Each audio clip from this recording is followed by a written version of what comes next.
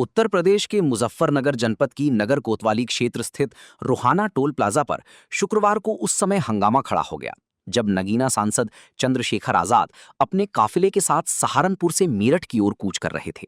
इस दौरान चंद्रशेखर आजाद की गाड़ी तो टोल से निकल गई, लेकिन उनके काफिले की कुछ गाड़ियों को पुलिसकर्मियों ने रोक दिया था, जिसके बाद चंद्रशेखर आजाद अपनी गाड़ी से उतरकर टोल पर पुलिसकर्मियों के पास गए, जहां पुलिसकर्मियों से उनकी तीखी नोकझोंक भी हुई।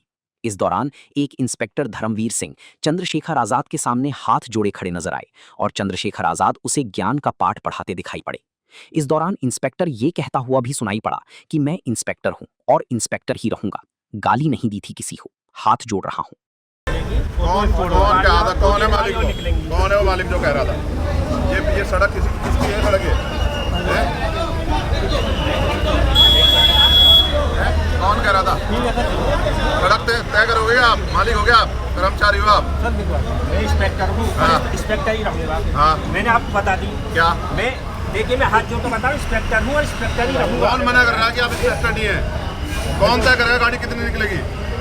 क्या क्यों कर रहे हो? क्यों गाली क्यों दे रहे हो आप? हमारे अधिकारियों का आदेश है। आपके अधिकारी मालिक नहीं है, लोकतंत्र है ये। आवश्यकता ही नहीं है। हाँ, लोकतंत्र है ये। गाली देकर दिखाओ आप। मुझे आवश्यकता ही नहीं है। ये कह रहे हैं मुकदमे लिखे हैं, मुकदमे लिख दो हमारे पास। अगर गाली आप मुझे क्यों आना पड़ता? धर्मवीर सिंह, मुझे क्यों आना पड़ता वहाँ से? सर ऐसी बात नहीं है। आपको तो ये आप मुझे बताओ मैं क्यों आया वहाँ से? क्योंकि आप गाली दे रहे हो। गाली बिल्कुल नहीं देते हम लोग बिल्कुल कोई बात है, कानून का पालन करते हैं। ये सारी बातें रिकॉर्ड हो रही है, बिल्कुल रिकॉर्ड है। कोतवाली में मैं कोतवाली में भैया रोज मामले होते हैं। सही बात है। कल को आपको मेरी जरूरत पड़ जाए नहीं, बिल्कुल पड़ेगी। तो फिर आप आपके अधिकारी मालिक नहीं है ना, लोकतंत्र है ये। वो अगर जानबूझ के खराब करना चाह रहे माहौल, 2017 में था, वहीं पे सहारनपुर में था 2017 में जब ये घटना घटी गई। अगर 2017 में आप आते मुझे जानते होंगे ना आप। आपसे मेरी 2-4 बार कितना व्यवहारिक आदमी हूँ। बिल्कुल सही बात है। फिर ठीक है, मेरी बात है आप मुझे कहो ना, कार्यकर्ता को गाली क्यों दे रहे हो आप? गाली हमारी गाली दे रहे थे, बहुत देर से दे रहे थे अध्यक्ष जी, गाली दे रहे थे ये बबलू चौधरी हमारा जाट समाज का बड़ा नेता है यहाँ का। आप अगर ये झूठ क्यों बोलेगा? आपसे कोई लड़ाई है क्या इसकी? मैंने आपको बोला नहीं। ये यहाँ पे क्या कहते हैं, जब बैरियर तोड़ के ले गए हैं। बैरियर तो आप क्यों खड़े हो बीच में? क्यों खड़े हो आप बीच में जबरदस्ती में? आप कौन बैरियर तोड़ रहा? हम नहीं गए, आप मेरी गाड़ी का क्या खड़े थे? फिर वही आप अपने अधिकारियों के आदेश का पालन कर रहे हैं और हम जनता के प्रतिनिधि हैं। आप कैसे रोक दोगे? मैं हमारी गाड़ी किस आधार पर रोको? क्या अपराध कर रहे हैं हम कोई? आपको बता दें कि इस हंगामे के बाद चंद्रशेखर आजाद का काफिला मेरठ की ओर बढ़ गया। बताया जा रहा है कि मेरठ पहुंचकर चंद्रशेखर आजाद एसएसपी मेरठ द्वारा जो बदसलूकी प्रदर्शन कर रहे लोगों के साथ की गई थी, इस क्रम में वो उनसे मुलाकात करेंगे।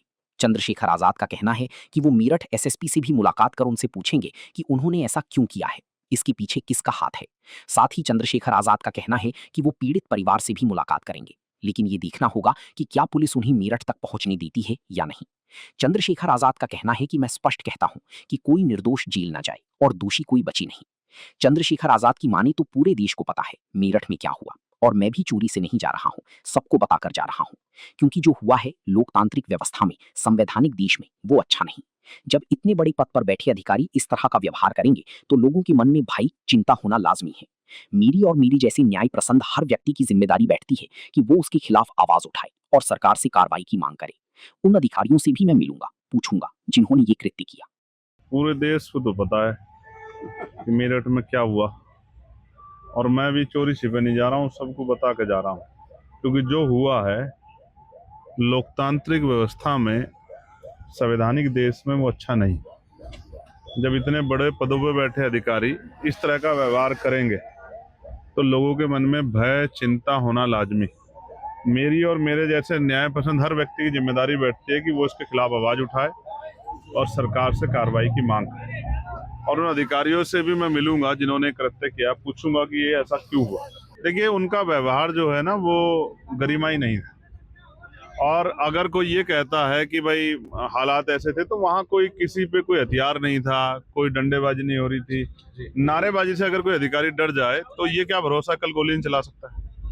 इतना इस तरह की कमजोर व्यवहार का अधिकारी तो मैं समझता हूँ कि व्यवस्था में अच्छा नहीं। उनके ऊपर कार्रवाई भी होनी चाहिए जिससे कि और लोगों को सबक मिले किस तरह का व्यवहार नहीं करना है। नहीं, आत्महत्या विकल्प नहीं है, लड़ना चाहिए, संघर्ष करना चाहिए। कोर्ट खुले हुए हैं, इनसे बड़े अधिकारी हैं, लेकिन आत्महत्या अच्छा कदम नहीं। मैं आत्महत्या का पक्षधर नहीं।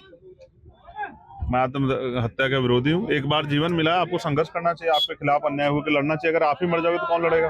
जितने भी साथी वहाँ जिनके साथ अन्याय हुआ, मुझे उनकी पीड़ा है, जिनको जेल भेजा गया है, क्योंकि मैंने महसूस किया कि अधिकारियों की गलती रही है। अगर अधिकारी समय पे जो है परिवार को सुन लेते तो शायद इस तरह की स्थिति नहीं बनती। और ऐसा नहीं कि पहले सड़कें नहीं पे आंदोलन नहीं हुआ, ऐसा कुछ नहीं, ये हमेशा होता है। मेरठ आप जा रहे हैं, अधिकारियों से मिलेंगे? बिल्कुल मिलूंगा, अधिकारियों से मिलूंगा। मैं एक संवैधानिक पद पर जिम्मेदारी से जो है परिवार से मिलूंगा, उनकी पीड़ा सुनूंगा, अधिकारियों से रखूंगा भी, और किससे रखूंगा? उनसे बड़े अधिकारियों से बात करूंगा। और अगर नहीं रास्ता निकला तो फिर उसके बाद जो है आगे कल की रैली के बाद जो भी संघर्ष होगा उसको करेंगे। एमपी साहब, अगर रास्ते में कहीं भी रोका गया मेरठ जाते हुए, क्यों रोका जाएगा? सवाल ये है ना, हम कोई अपराध करने जा रहे हैं? मैं आपके सामने बात कह रहा हूं, कोई नहीं कह पाएगा। मैं चाहता हूं कोई निर्दोष जेल ना जाए और कोई दोषी बचे ना। जो निर्दोष है पुलिस फिर इन्वेस्टिगेशन करे। अगर पुलिस की इन्वेस्टिगेशन पे परिवार को भरोसा ही नहीं हो पा रहा है या पुलिस इस तरह का व्यवहार करे, तो कैसे माना जाए कि इन्वेस्टिगेशन फेल हो रही? क्योंकि जो कर्मचारी अधिकारी इस तरह का व्यवहार करके, आपने भाषा देखी? सड़क किसी के बाप की नहीं है, गंदगी कर दी सालों ने। आप समझते हैं भाषा क्या है?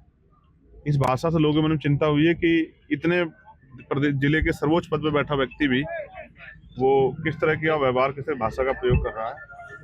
ये बड़े चिंता का सबब है।